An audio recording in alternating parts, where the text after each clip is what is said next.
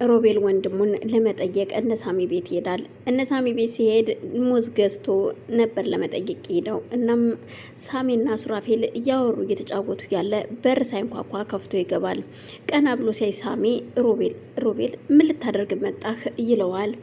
ሱራፌልም በጣም ይደነግጥና እኮ ምን ልታደርግ ነው የመጣኸው? ምን ፈልገ ነው ሲለው እንዴ ወንድሜን ልጠይቅ ነዋ እየመጣሁት። እንዴት ነው ምን ልታረግ መጣህ ይባላል እንዴ ሲል ይመልስለታል ሮቤልም። በዛን መሃል ሱራፌልም ቆይ ለምንድን ነው እየመጣኸው? በዛን ሳሚም አንተ ነህ አይደለ ሱራፌልን ያስመታኸው አንተ ነህ አይደል ሲለው እኔ እንዴት ወንድሜን አስመታዋለሁ? እንዴት እንደዚህ ትሉኛላችሁ ሲል ሮቤልም ይናገራል። ሱራፌልም አታስመስል ባክህን። ቆይ አሁን ለምን መጣህ ቤቴ? ለምንድን ነው የመጣኸው? ያው አንተ ስለተጎዳህ ስለታመምክ እሱን ለመጠየቅ ነው የመጣሁትኝ። እና ምን ነው ችግር አለው እንዴ? አሁን ቤቴ ልትወጣልኝ ትችላለህ? ውጣ ከቤታችን ሲል ሳሚ ከተቀመጠበት ይነሳል። ሮቤልም ምን ነው እንዴ? እንዴት ነው ነገሩ? ምንድን ነው ይህችን ቤቱና ነው እንዴ? እኔማ የወደክበትን እኮ ልይ ብዬ ነው የመጣሁት ሲል ያፌዝበታል። እኮ እኔ የወደኩበትን ለማየት ነው የመጣኸው? አሁን ትወጣለህ አትወጣም ሲል ሳሚ ከተቀመጠበት ይነሳል። ሱራፌልም ሳሚ ቆይ ተረጋጋ እባክህን፣ ቆይ ተረጋጋ፣ አሁን ከቤት ውጣልን ሲል ሱራፌል ለሮቤል ይመልስለታል። ሱራፌልም ሮቤልም የያዘውን ሙዝ ይሄ ሙዝ ነው ዳቦውን ረስቸው መጣሁ። እንግዲህ ዝንጀሮ ችግር የለባትም ሙዝ ባዶውን ትበላለች ና ሙዝ ብላ ይልና ሙዙን ጠረጴዛ ላይ ወሩሮለት ትቶት ይሄዳል። በዛን ሰዓት ሳሚ በጣም ይናደድና ይሄን ሰውዬ ግን መሞት ካለበት በእኔ እችለው መሞት ያለበት በሌላ ሰው አይደለም፣ እኔ ግድየው እስር ቤት እገባለሁ ይለዋል። እባክህን ሳሚ ተረጋጋና ቁጭ በል እባክህ ሲል ሱራፌል ሳሚን ይለምነዋል። በዛን መሃል በጣም ይናደድና ወይኔ ሳሚሻ እንዴት ማንም እየመጣ ይፈነጭብኛል፣ ጭራሽ ደግሞ ይሄንን ቤት መጥቶ ማየት ጀመረ ይሄ ተረገመ ሲል እሱ ያመጣውን ሙዝ አውጥቶ ላጣርጎ ይበላል።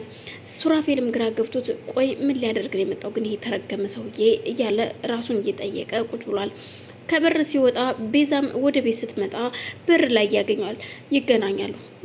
ሮቤል ምን ልሰራ ነው ደግሞ እዚህ የመጣኸው? ምን ፈልገ ነው ስትለው ምን ነው አንቺስ ይሄ ነገር እንደዚህ አይነት ኑሮ ሳይመችሽ አልቀረም። ይሄ ነው የተመቸሽ፣ በጣም አምሮብሻል ባክሽ ሲል ተው ባክህ፣ ያቺ የተረገመች እህት ተብዬ ሉላና ዘርፌ ናቸው እንዲያደረጉኝ አይደል? እነሱን ደግሞ መነኝ እጨርሳቸዋለሁ፣ ድሉ የኔ ነው የሚሆን ትለዋለች። ተይ እባክሽ አሁንማ እኮ በቃ ክንፍሽን ተመተሻል።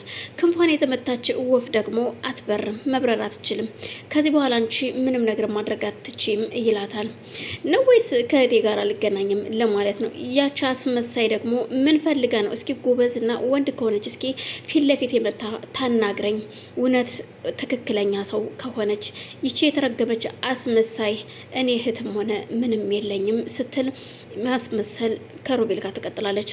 ሮቤልም ታይ እባክሽን ደግሞ በጣም አምሮብሻል፣ እባክሽ ቆንጆ ሆነሻል፣ እንዴት ነው ሲል ሙገሳውን ይጨምራል።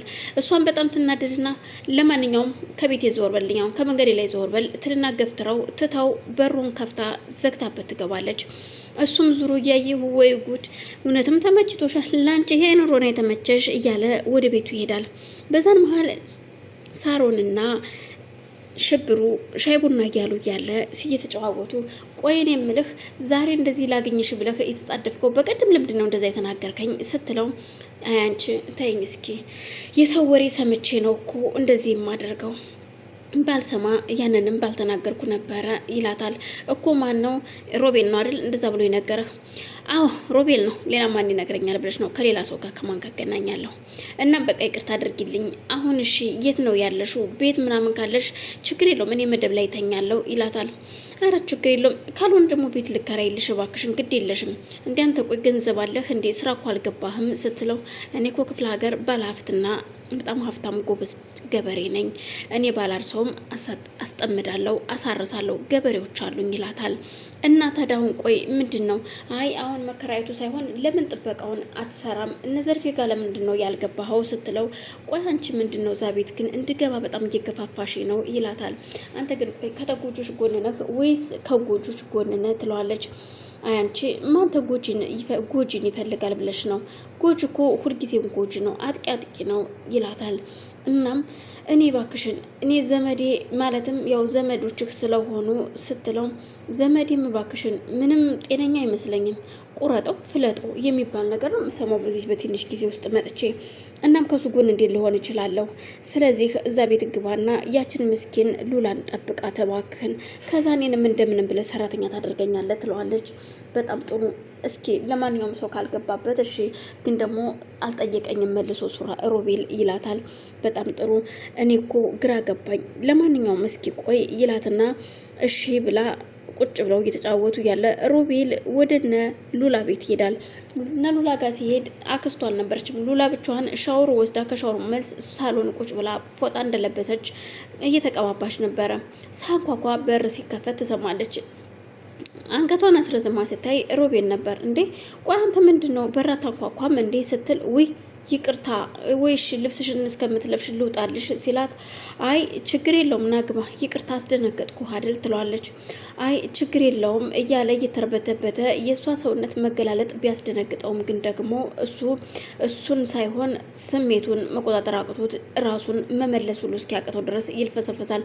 ቆይ ምን ሆነ ነው ግን እንዴ ምንድን ነው ቆይ እሺ ምንድን የፈለከው ምን ሊምጣልህ ስትለው አይ ምንም አልፈልግም ሞቆኛል ሲላት ስለዚህ ቀዝቃዛ ነገር በረዶ ጨምሬ ላምጣልህ አይ እንደዛ አይደለም ይላታል። አልኮል ስለጠጣው አሁን ድጋሚ መጠጣት አልፈልግም ለምን እስኪ ልምዱ ካለሽ ለምን ወደ ቡና ቤት ሄደን ዛሬ ክለብ አንጫወትም ይላታል።